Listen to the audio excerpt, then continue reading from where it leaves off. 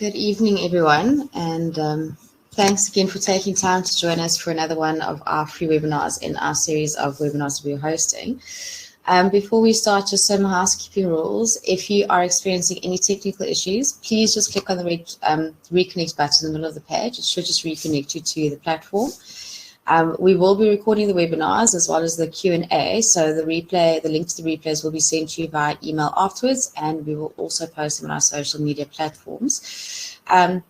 You'll see on your right-hand side is a chat box. Please post any questions you have throughout the webinar there, and we will address them in the Q&A session afterwards with Dr. Roth. And then for our South African veterinarians, the CVD attendance form link will be posted in the chat box. Please keep an eye out for it so that you can click on the link and complete the form, and we can appropriately allocate your CVD points. If you don't complete the form, unfortunately, we can't allocate the CVD points, and if you have any hassles, please just feel free to reach out to us or email us. Okay, now to get to our speaker, I'm sure for most of you, the speaker needs no introduction, but for those of you who don't know him, Dr. Kobus Roth qualified as a veterinarian from the University of Victoria's Onderstepoort Veterinary Faculty in 1985. He then went on to spend the first 11 years of his career as the head veterinarian for Kruger National Park, whereafter he then went and started his own wildlife veterinary practice. It's then that he realized that there was quite a necessity for the development of conservation medicine, and in a move that not only demonstrated his passion for his work, but also his vision for the future of conservation in South Africa, he registered wildlife pharmaceuticals, originally as a supplier of wildlife pharmaceutical products from an international company, and now as a manufacturer of its own products. Dr. Roth remains actively involved in the wildlife veterinary industry. As most of you might know, he dedicates his expertise and his time to numerous research projects and also shares his knowledge and his skills with veterinarians across the globe through his wildlife immobilization courses, and now also through our series of webinars that we are hosting. So without any further ado, here's Dr. Kobus Roth with his talk on tranquilizers and sedatives. Enjoy.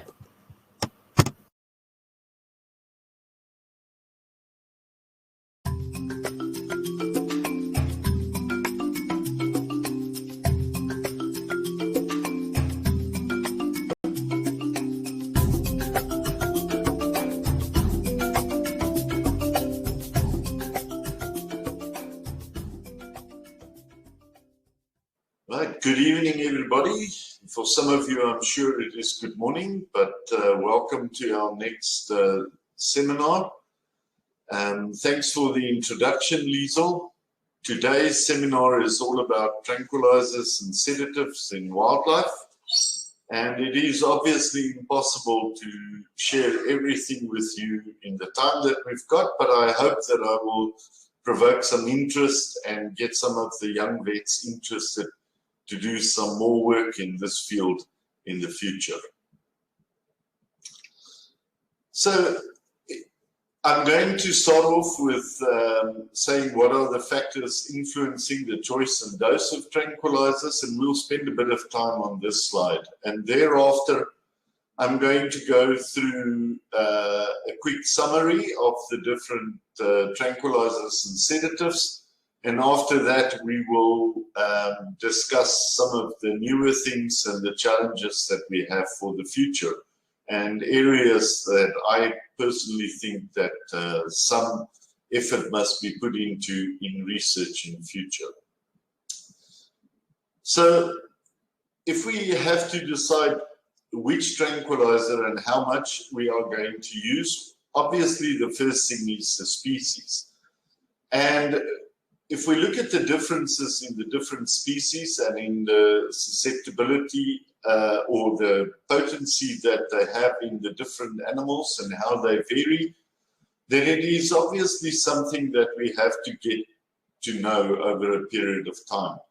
Just for instance, we know that animals like roans and sable are far more sensitive to, for instance, alpha-2s, whereas the Trachylaphus species like kudu, nyala, literally drink the alpha-2s, and we need very high doses in them.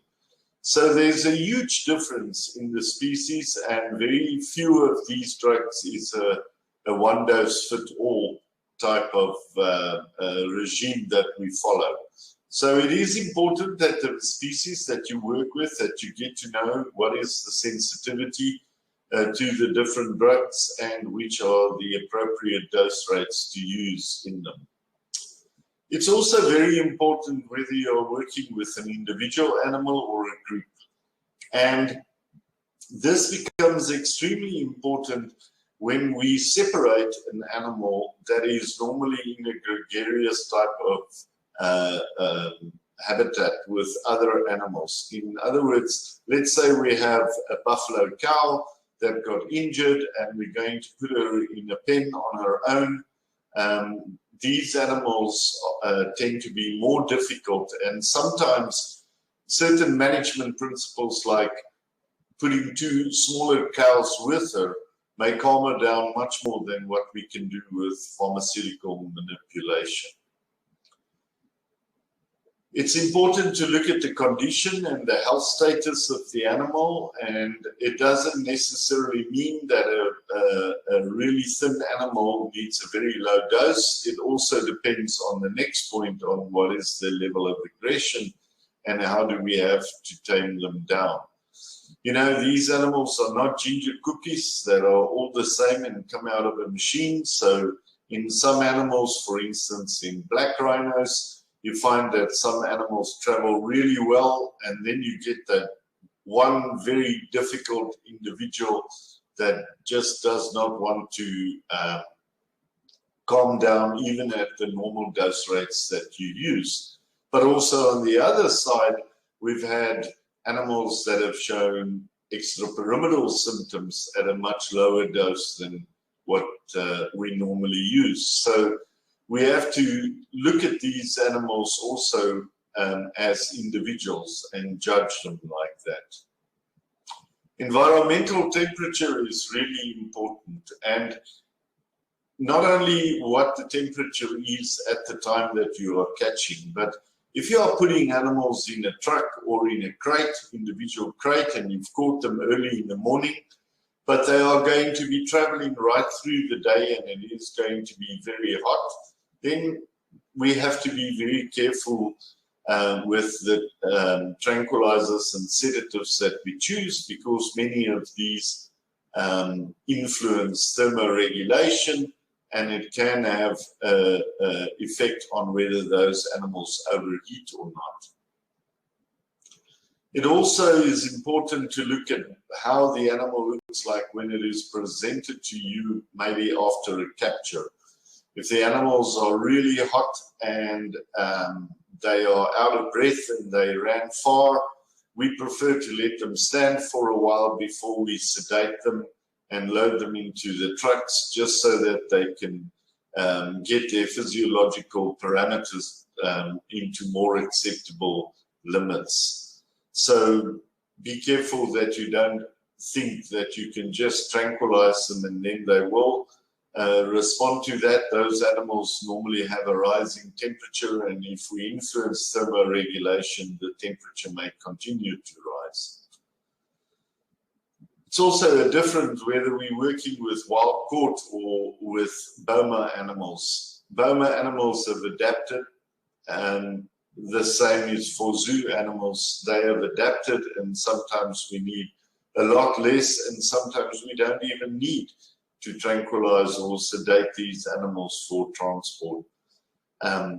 So it is very important that you judge the animals before you make the decision. Tranquilizers and sedatives are often used in combinations with anesthetics in the darts, and it is important that you think and remember what you used in the dart. You may want to reverse some of them, or you may want to not reverse them to actually keep the effect and then just add something to get some synergism between them and to keep that on top. Maybe it is for tranquilization, or maybe it is for analgesia, depending on what you are using. So always consider what you had in the dart. How much did you put in the dart? Do you need to add? Do you want to add of the same one?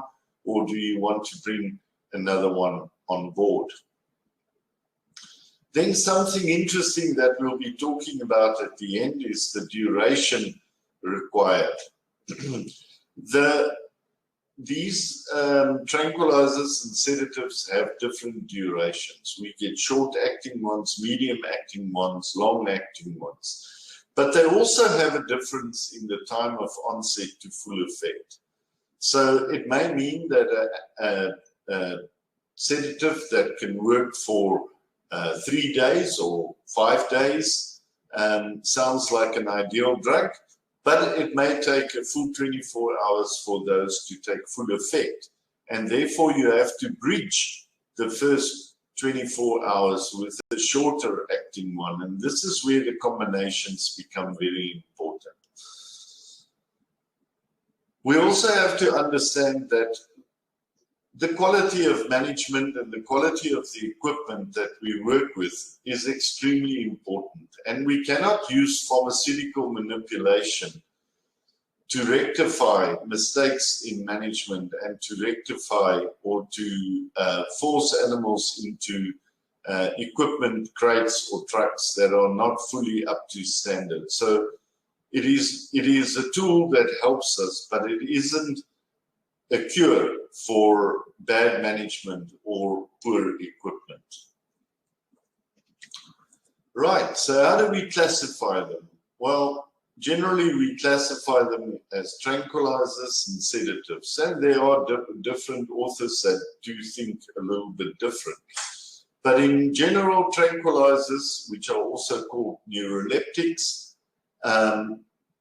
are mostly known for the fact that higher doses doesn't necessarily increase the effect of these drugs, and also that they have no antidotes and they have no analgesia. So those are 3 very important things that we have to remember. So they are called neuroleptics, whereas sedatives are called hypnotics, and they cause CNS depression. They normally have antidotes, and the more we give, the deeper the animal will become, or the more the effect. And now you already know in your mind, and you've classified them as the tranquilizers are the phenothiazine derivatives. The 2 most common ones that we use is aspromazine and fifenazine.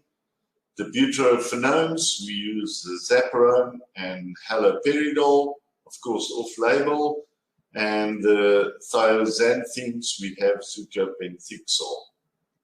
In the sedatives, we have the benzodiazepines, we have diazepam and midazolam, and there is the new groups or new drugs coming on the market all the time or being investigated. But probably one of the most used is the alpha-2 adrenoreceptor agonists.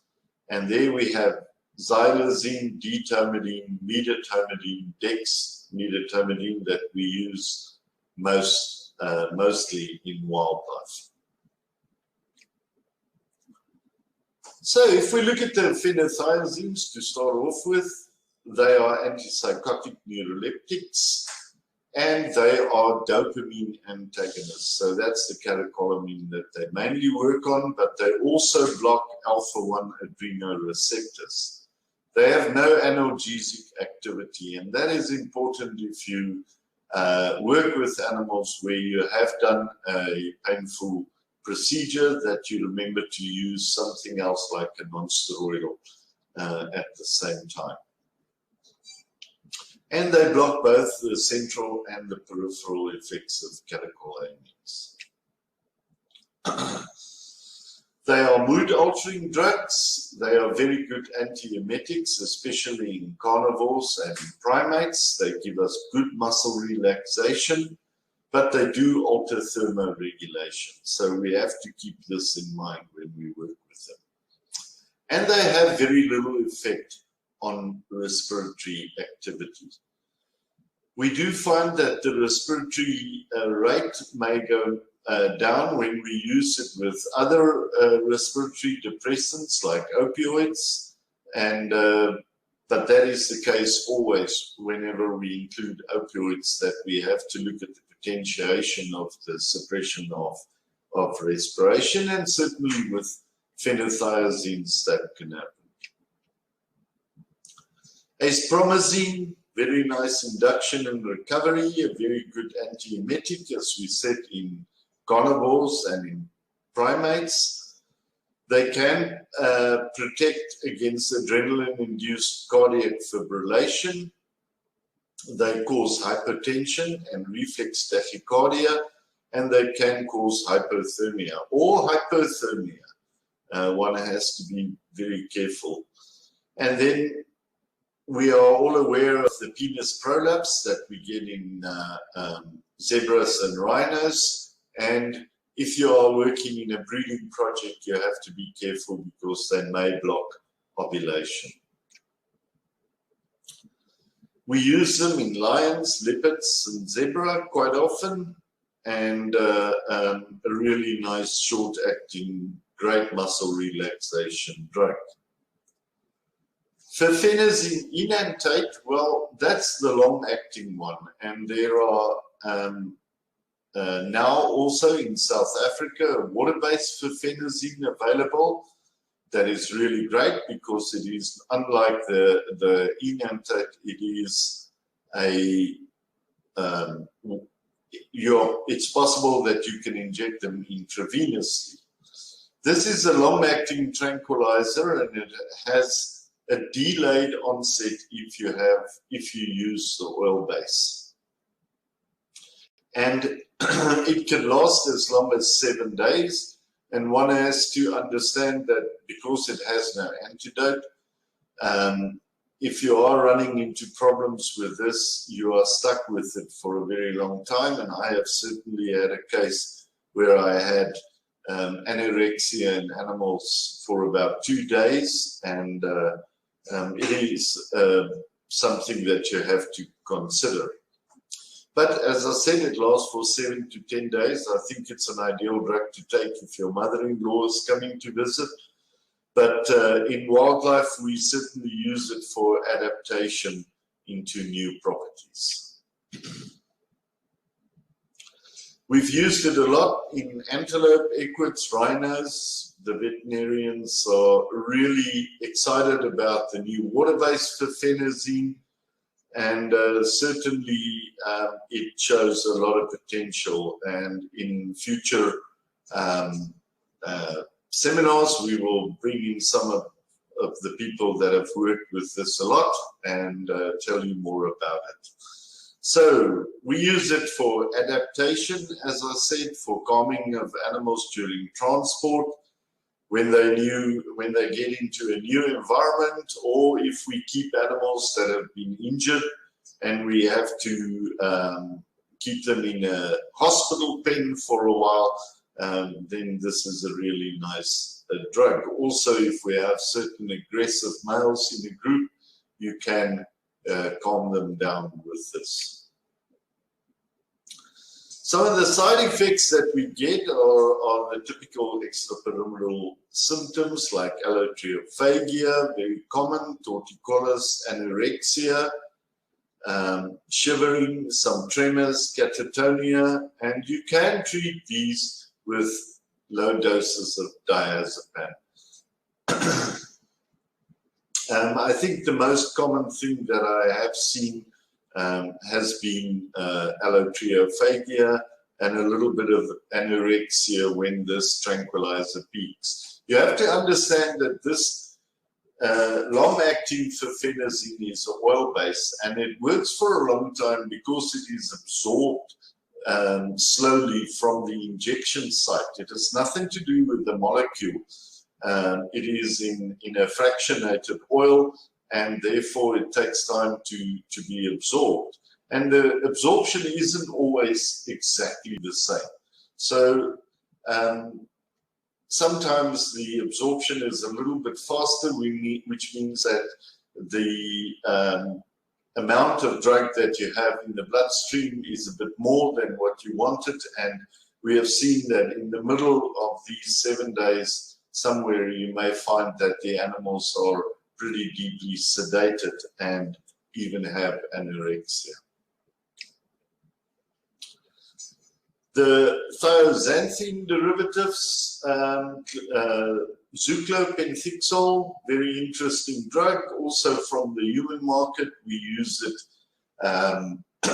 also as an intermediate acting drug.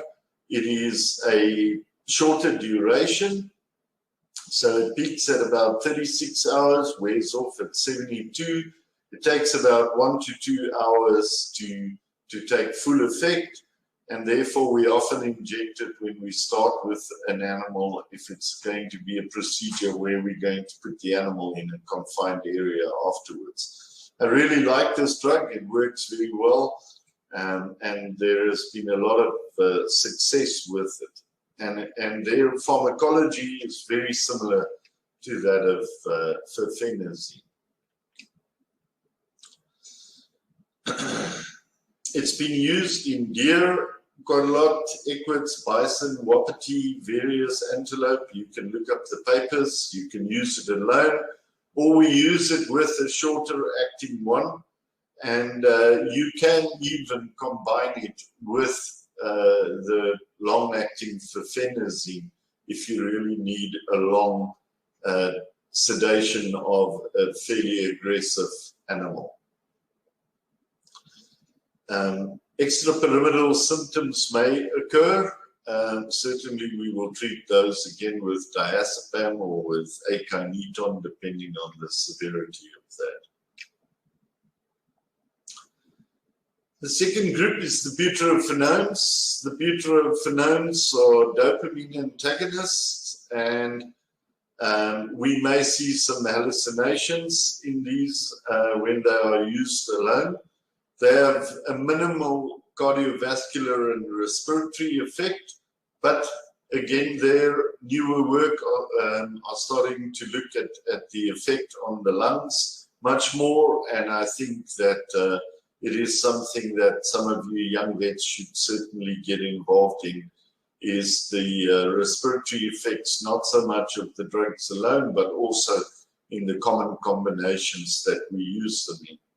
They are also a potent antiemetic, and the short-acting one is the zaparone, the longer-acting one is haloperidol.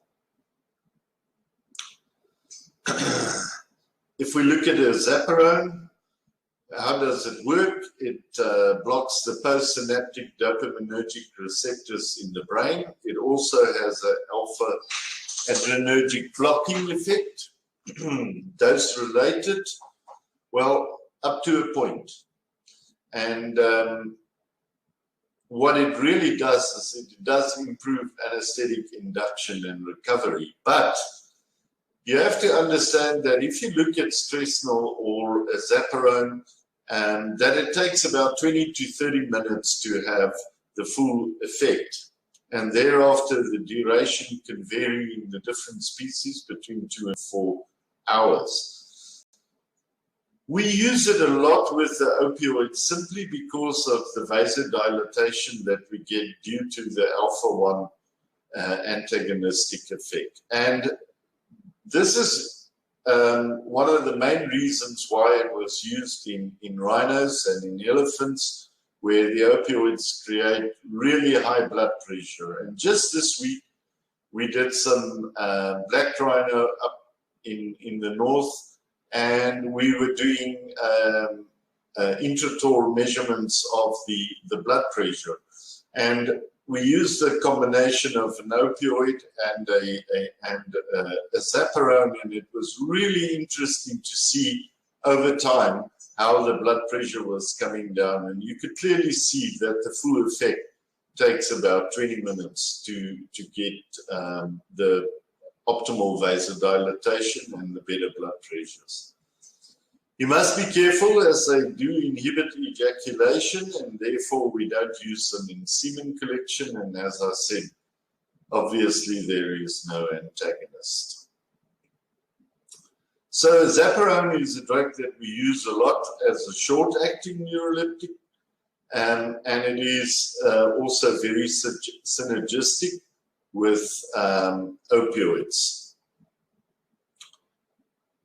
One of the questions that I just want to bring up again is whether it actually has an effect on the respiration. We know that it will bring the blood pressure down because it reduces the hypertensive effects, but we are not so sure about the full effect on the lungs as yet, and I think that there is a whole opportunity for a young vet who's very interested in pulmonary physiology. Haloperidol, the longer-acting one, it has a longer half-life, about 8 to 18 hours. It is a potent dopamine receptor antagonist, and it gives us tranquilization, antiemetic effects, and potentiation of anesthesia. However, you'll see in the next slide that we don't use it in the dart. Peripherally, we do get vasodilatation, we get a decrease in the heart rate, hypertension, and we can also get inhibition of ejaculation. Very good in small antelope. I love this thing and what we call the pocket editions of antelopes, all the little ones, Sunnis, Dikers. The small antelope are really doing very well on haloperidol, and especially if you are going to transport them in crates. They do not mix well with opioids, so we avoid them in the darts.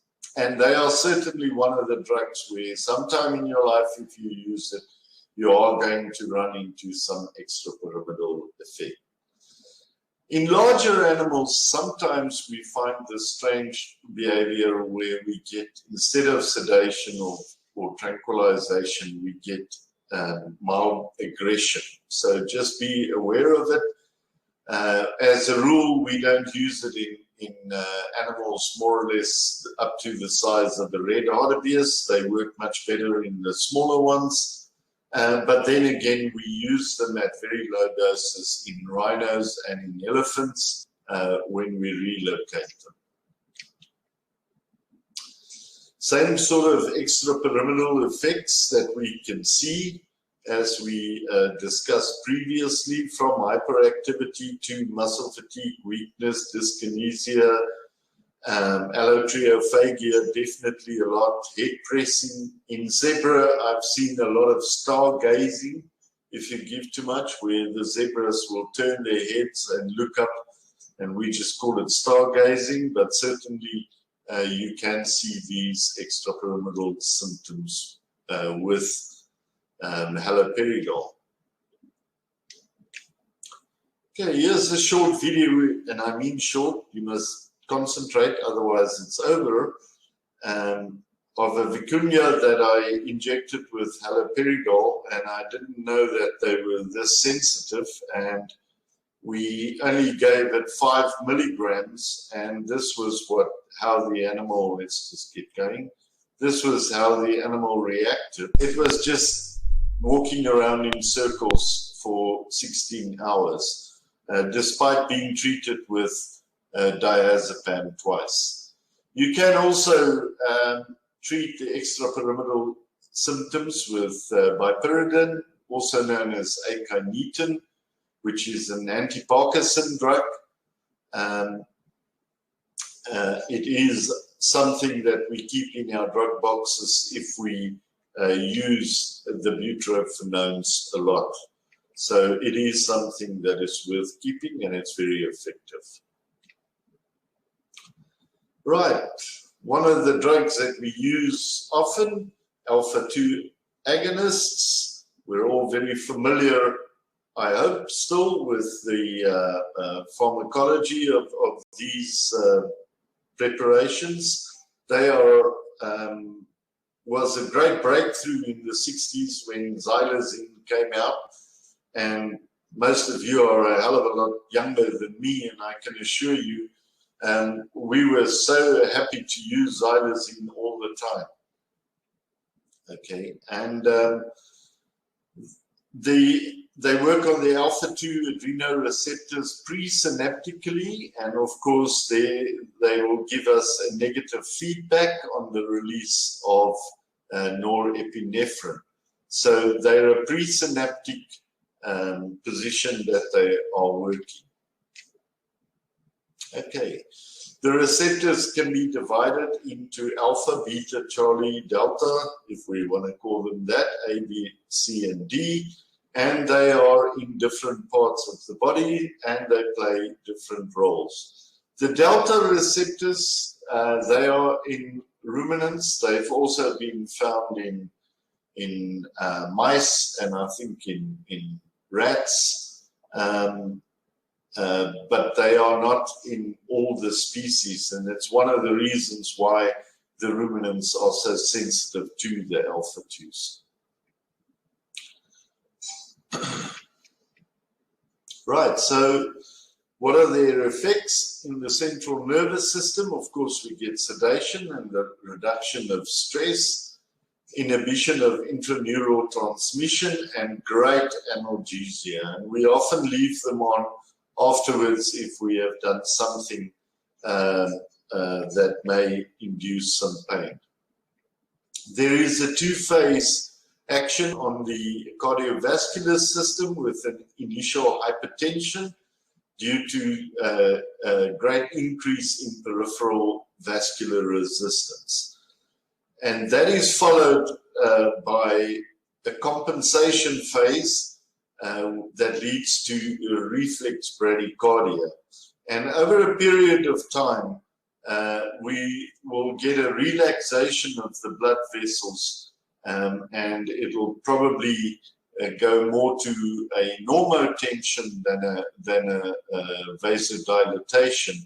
But what we find is that the bradycardia still remains, and therefore we have a low blood flow through the brain, a low blood flow through the body, and we will talk about the effect that that has on our pulse oximeters just now. We do see arrhythmias with xylazine. It is something that we have to look out for. If we look at the sensitivity and the potency between all the different alpha-2s that we have, then none of the current registered agonists differ with respect to their affinity to the alpha-2 receptors, but they do differ with their potency and their effect on alpha-1 receptors and also their duration of action. If we look at the difference in the species, then certainly ruminants are the most sensitive to these, followed by equids and then the dog family, where pigs are fairly insensitive to them. And the drugs themselves differ in their potency, as you could see there on the slide, and read it up afterwards. Right. So on the respiratory system, again, we find that they have less effect on the pulmonary function, which is mainly a decrease in the minute volume and the respiratory rate. Okay, but when we start combining this with other agents like opioids, then again, we may find that this effect is increased. And we have to be careful because there is also a decreased responsiveness to CO2. So because of the initial vasoconstriction and the low blood flow, we find it very difficult to get the pulse oximeters to work on these animals. And we also have to understand that with the effect on the muscles, the respiratory effort of these animals may decrease quite substantially. And if you give the antagonist, you will immediately see why I say that, because suddenly the rib cage starts to move a lot more, and obviously also the diaphragm. So oxygen therapy is very often indicated in these animals. And again, there have been cases reported of lung edema and pulmonary hypertension in some ruminants. And again, I think those of you that are going to take up the offer to do some pulmonary physiology and the effects of the drugs, this is something else that we'll have to look at in future. In the emetic center, we get an activation of the trigger zone, and therefore we often find vomiting in these animals, quite the opposite of what we had in the phenothiazines. So in the GIT, we get an inhibition of the secretory and the motor functions. We may find that the animals may bloat, and we will get rumen atony, and never underestimate the danger of bloat. If you're in the field with an animal, it is something that you have to give attention to, because it all compounds now.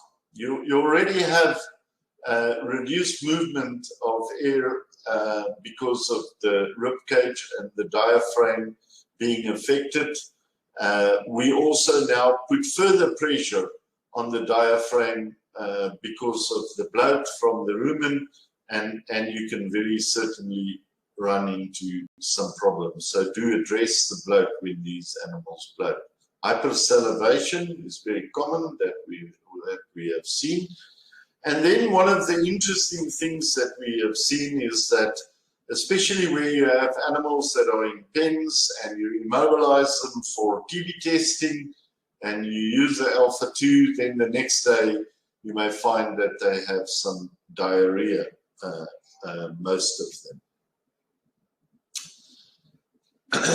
We know that the release of insulin from the beta cells are inhibited, and therefore we will get a rise in blood glucose levels. So if you get some weird and wonderful lab results back, you have to consider that. The only other important effect here is that it has a diuretic effect, and we have to be sure that it is open and patent.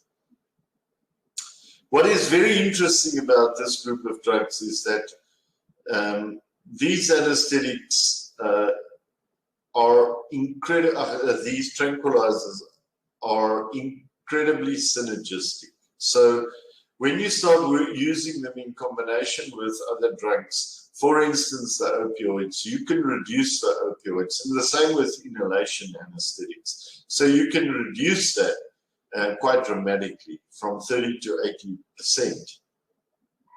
You have to be careful, because when you start working with long anesthetic processes where you have to top up, then because of the low cardiac output that we have, it takes time for the drugs that you have injected as a top-up in these animals to get to all the receptors in the brain. And therefore, you can very easily run into the trap that you give some and then you think that was not enough, I better give some more. And when you give some more, just now you get into an overdose. So it is something that you have to be careful of. And they are very synergistic also with steroidal anesthetic agents. Xylazine, probably a game changer for many, many people when it came onto the market. It isn't a specific alpha-2/1. It has a lot of alpha-1 agonistic effects as well, but great muscle relaxation, enhanced analgesia, which is shorter than the duration of the effect. So it's something to note. The analgesia of xylazine is not very long lasting.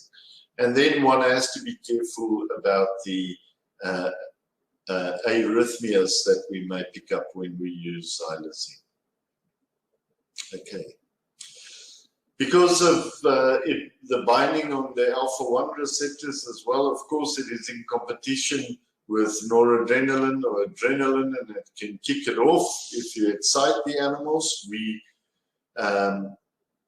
know that this is something that happens, spontaneous arousal, if we're under xylazine and even sometimes under medetomidine, although medetomidine is much better and competes much better with adrenaline.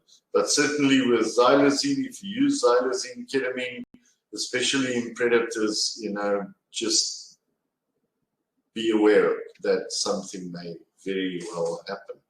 But just through this in, the Alabrin mixture, many of you know about it and have asked me about it. So it is in there that you can just make it up for yourself, and it's a combination that really works well. D-tamidine, wow, I love this drug in equids. I really love it in zebra. It is a bit more specific than xylazine, and it's longer acting, and it really works very well in equids and of course especially in zebra, but we do get some respiratory depression. Medetomidine, probably the flagship, and dexmedetomidine. Dexmedetomidine being a lot more potent, very commonly used, very potent, a lot more medetomidine than xylazine, and dexmedetomidine even more so. Very selective for alpha-2 receptors, great synergism with opioids and cyclohexamines, medket, as we say, you know, medetomidine, ketamine, really great combination, very often used in high doses of medetomidine and low doses of opioids. We get really good muscle relaxation, good analgesia. We do get suppression of respiration, but medetomidine does not give us the arrhythmia, certainly, that xylazine does. And these drugs have got a great safety margin. So we've used them. I don't think that there's a species that they haven't been used in.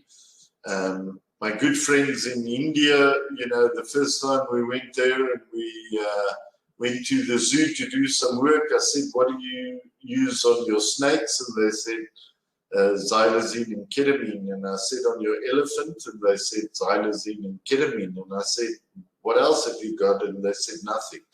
So with those two, they have done some remarkable conservation work, and it is really great that these newer products are coming on the market now, and that they can expand it. So the alpha-2s have been used in certainly most species.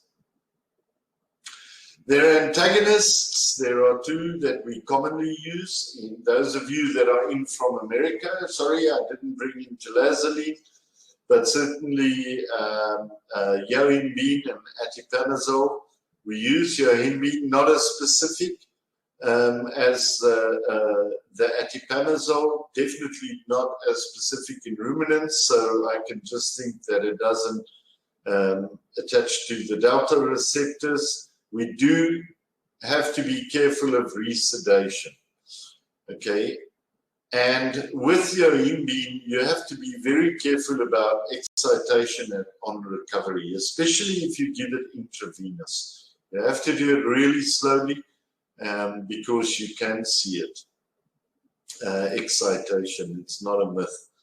Atipamezole, made for medetomidine, a really great antagonist, but you also have to be very careful about the half-life. I don't know how many studies have been done, but we've certainly seen in, for instance, species like giraffe, if we use a combination like BAM in giraffe that contains a lot of medetomidine, we reverse it with atipamezole, that you may find some resedation 3, 4, 5 hours after reversal. And you have to make sure that you do some follow-up there. So atipamezole works really well in ruminants, as I said, and it has 100-fold higher affinity for the receptors than yohimbine in ruminants. So definitely the drug of choice. But this was a zebra that we reversed, and we used some democidane on it, and unfortunately when we reversed it with yohimbine, it showed some excitement, and you have to be very careful. It certainly does happen. Right, the benzodiazepines. Right, so we all know that GABA-aminobutyric acid is the primary physiological inhibitory neurotransmitter. And what we have here is that they act as GABA agonists, but they have no receptor affinity. They don't go and sit on the GABA receptors, but they rather enhance the GABA receptors' affinity for endogenous GABA, and therefore it has an increased effect. Because they have no specific agonistic activity, they've got a very wide safety margin, and they will give us great sedation, anxiolysis, muscle relaxation, and of course they are anticonvulsant drugs. That's why they're often used in combination. Diazepam, the one that we all knew very well, good muscle relaxation, minimal respiratory and cardiovascular effect, great anticonvulsant, and we use it very often in the control of extrapyramidal effect. It has a great appetite stimulation effect, and it is that we know from the cat vets, and we also know that it is an excellent tranquilization in ostriches, but it is short-acting. And we do not use diazepam intramuscularly. We use midazolam. It's more potent. You can give it intramuscular. You can also include it in the dart, and it has an amnesic effect.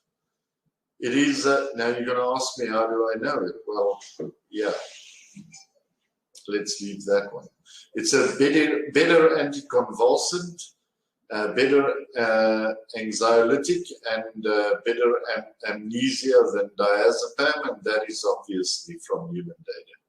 Okay, we've given it very often in meat, in carnivores, and because it is so safe, as I explained, that it doesn't sit in the receptors by itself, you can very easily give it in the tablet form in carcasses where you need to sedate animals either before you dart them or just en route, and these tablets work really well.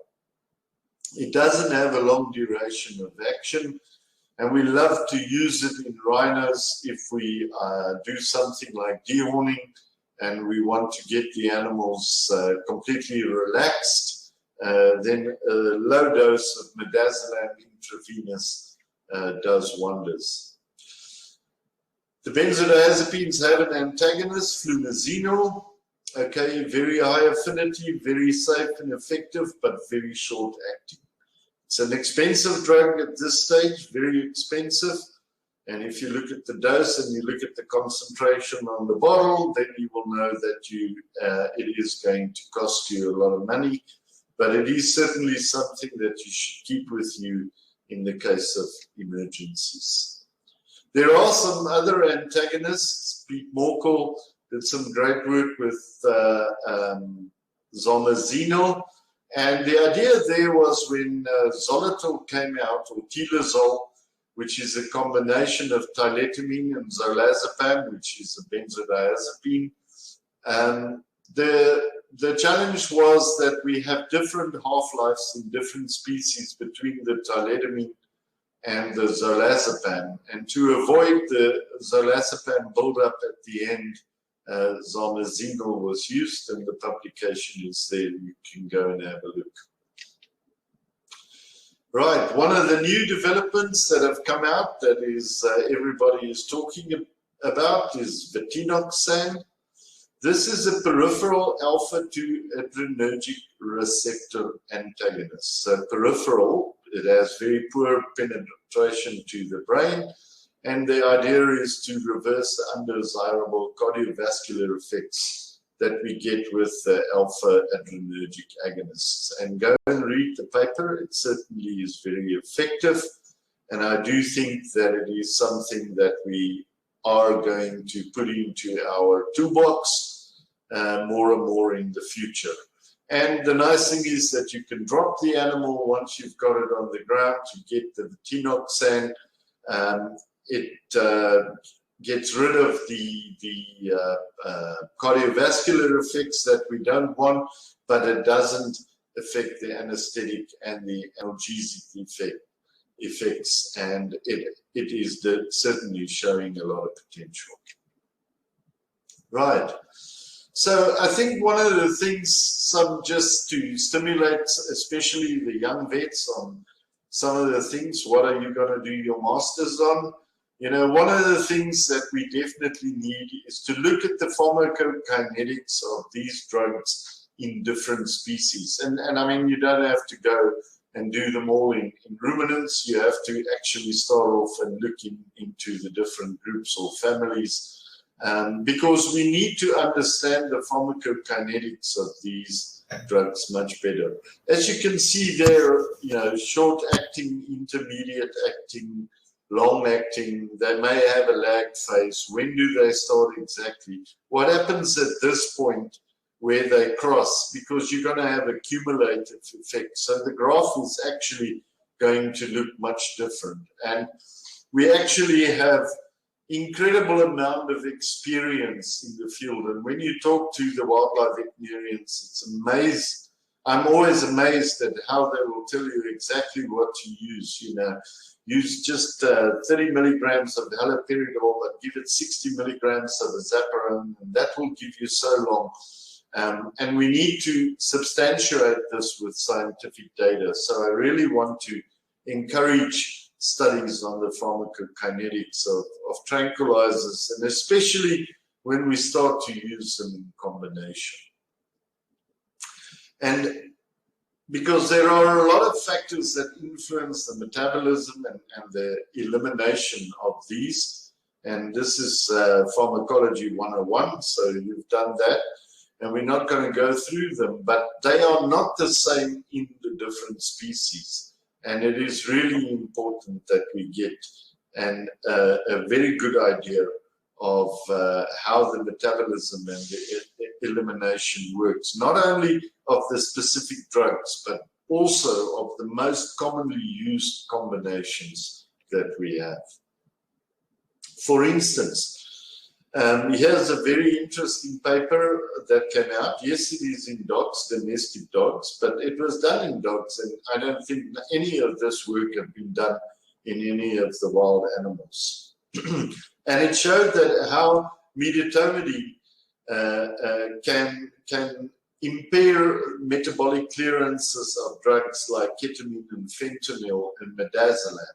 So what happens if you use a combination like BMN, which we really love, or BM square as we call it, butorphanol, medetomidine, midazolam? What happens in the different species and things in different animals? And are they influencing the clearance of the different species, in the different species? So one of the other challenges that we sit with, and being in pharmaceuticals, this is always the big challenge. If somebody hands you a bottle and he says, this is an absolutely great sedative, you know, you have to use it, and you have to start to see and evaluate it. How do you do that? And Liesel, that you saw in the beginning, she actually did a PhD with us on designing a template on how we can evaluate tranquilizers and sedatives, up to the point where we can look at isomers of molecules and decide which one to actually develop further.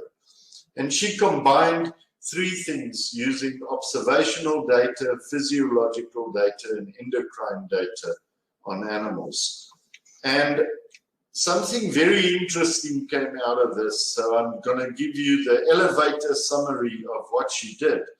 But she looked at the behavioral ethogram of the species, where she recorded these animals 24 hours a day on camera. They all had numbers on them. And then she had a computer program that would be told, this is when an animal moves, that's when it sleeps, that's when it stands, and so on. And it will then take the full time and tell you animal number 2 stood still for so long, walked for so long, ran for so long. And she combined this by putting these belts on these animals that are or that gave us a lot of physiological data like heart rate, respiration rate, body temperature. And then she also looked at some of the endocrine things like fecal corticosteroids. So, and we put these animals into pens for 72 hours. And then we got some really interesting things that we found.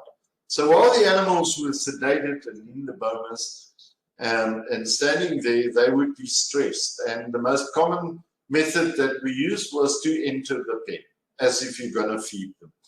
And then look at how these animals react. And some of the very interesting things that we found was that we would look at these animals and they would stand absolutely still, as you can see at the bottom.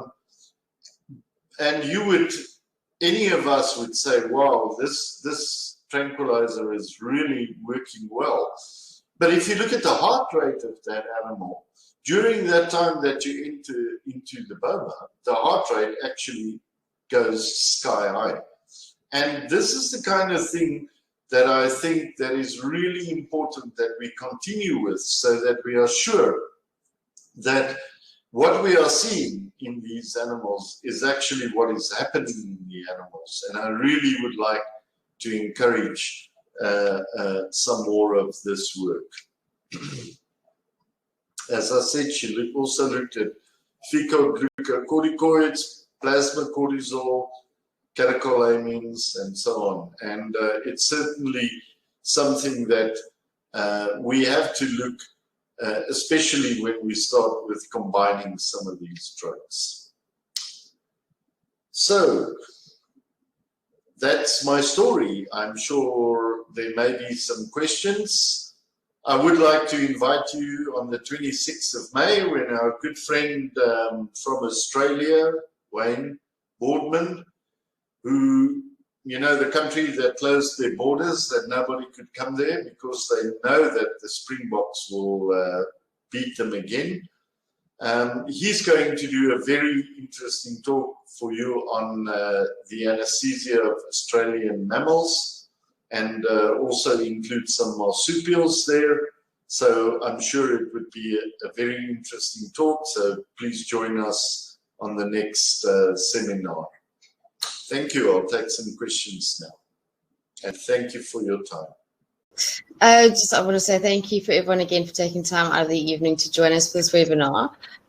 Just a reminder that there will be a recording of this webinar, and the link for the recording will be emailed to you probably the next day or two, and we'll probably have a downloadable link for the PDF as well. Also, if you follow us on social media, we'll post a link for the replays there, or you can just visit the website that you used to register for the webinar. And this webinar, as well as all of our previous webinars, the replay links will be there for you to watch. Kubis, just a couple of questions from the audience. Firstly, is flumazenil effective in antagonizing zolazepam? There's some literature that says it is, and then some literature that says it isn't. What's your experience with it? Zero. My experience, zero. No, it is definitely something that we will be looking at. At the moment, the thing about flumazenil that sort of puts me off from using it continuously is the half-life of it. So it is very short. Whether it actually will reverse the zolazepam in felids, especially where the effect of the zolazepam is longer, is something that we haven't looked at yet. It certainly is something that we will do, and I will ask some of my colleagues whether they have used it on it, but I haven't used it myself, but I will find out for you. Okay. And then how do you manage the situation if you have an animal that's anorexic, but you need it to be sedated for quite a prolonged period of time? Yeah, it's a really difficult situation, especially if the anorexia starts once you've given a long-acting drug, like the case that I had with fenazine. At the moment, there isn't really much that you can do, but you can combine it with a little bit of one of the benzodiazepines to see if you can stimulate some of their appetite in the animals, and that is about the best that you can do. Fortunately, none of these animals are under under the drug for a very extended period of time, so they should get out of it. If you have an animal that is already anorexic by the time you have to sedate it, I would definitely follow a regime of short-acting, starting off probably with the benzodiazepines as the best choice, and then rather give repeated treatments than give a long-acting sedative or tranquilizer to avoid that you get any more of this effect. Okay, and then a question about ACP and haloperidol. How is it possible that these drugs can cause both akinesia as well as akathisia? So at one of your slides, you have the... Yeah, akinesia is sort of paralysis, and akathisia is more the restless sort of leg syndrome where there's this continuous movement. And this is one of those interesting things, as I said, that some of the tranquilizers, if we give it in some of the animals, may even cause aggression. And it's the same with the side effects, you know, that it is unfortunate that in some species, and even inside a species, the side effects that you are going to get from either excessive dose of these or just side effects that you get in the different species are not necessarily consistent in animals. Let me give you a good example. I had a black rhino bull to tranquilize and get calm, and you know, normally 10 milligrams of midazolam intravenous is a really nice regime. And I ended up in the end giving this animal 50 milligrams, and it was just getting more and more aggressive. So again, the opposite. So both the effects and the side effects are not consistent inside a species and in different species. So it doesn't mean that in one animal you're going to get both, but it does mean that the symptoms can vary depending on the drug that you give and the animal. Okay. And then on the reversals, what's your experience with using atipamezole and yohimbine combined?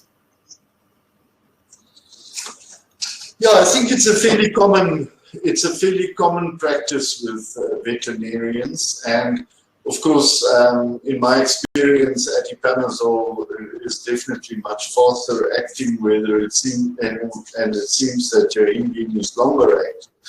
So to avoid the re-narcotization, it is a regime that is often followed, where the atipamezole is given either intramuscular and the yohimbine either intramuscular or even subcutaneous by many veterinarians, to try and extend this period of the antidote so that we don't run into the re-narcotization.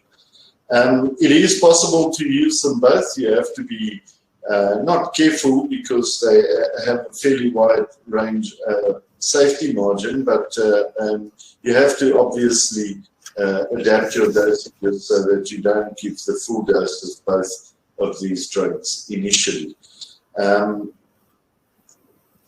as I said, yohimbine in ruminants are not the ideal antagonists. So if you are going to be working with ruminants, then the desirable effect that you're trying to get with this combination may not necessarily happen. And then while we're on the topic of combinations, what's your preferred combination for darting rhino? Johnny, darting? Rhino. Yeah.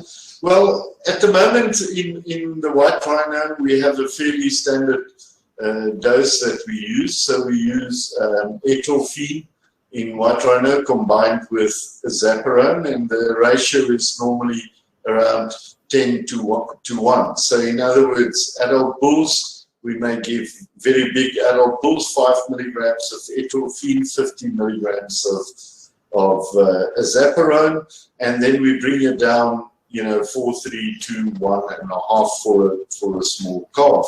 So a half will be +5. And to that we add at least 5,000 international units of hyalase to reduce our downtimes.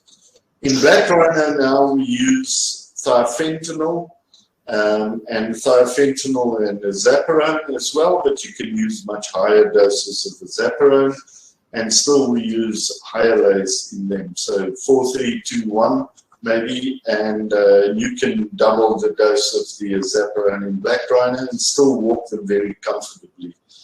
When you get to the animals, then two things in the white rhino. If your muscle relaxation is not good, then I like to add midazolam intravenous, 5 milligrams, just 5 milligrams intravenous. And if the breathing isn't good, then we give butorphanol in white rhinos at different ratios, depending whether you want to walk them or you just want to breathe them. So either improve the breathing, either 5 times the opioid dose or 10 times if you want to walk them. But in black rhino, and especially with thiofentanil, you've got to be really careful because they are extremely sensitive to the butorphanol and they will get up. So we give a really low dose of butorphanol and a maximum of up to 20 milligrams to walk them very comfortably. And then also, still on the topic of using combinations, what would your recommended combination be for standing sedation of zebra or giraffe? Yeah,